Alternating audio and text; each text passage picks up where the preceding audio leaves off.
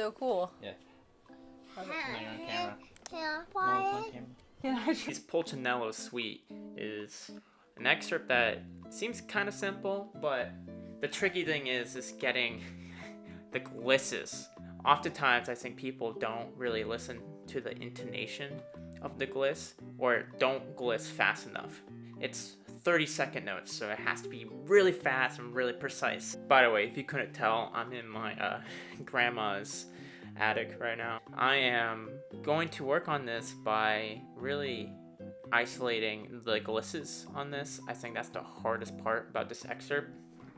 It's really about hearing the first note and the last note of the gliss as clearly as possible, and you only get like half a second to make this work. So I'm gonna just outline the chord real quick.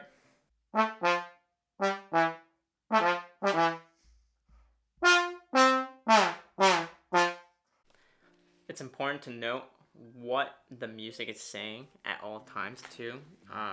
This last passage, it starts fortissimo, then it goes to mezzo forte, but then it goes to forte, but then it goes to poco meno forte, which means just a little bit less than what you were doing before.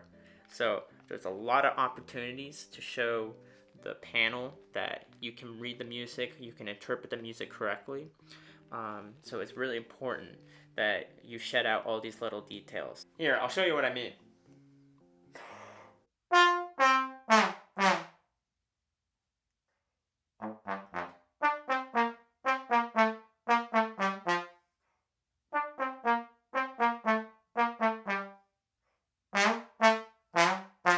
So after I recorded the Stravinsky, my mic stopped working, and I was wondering why, and then I realized,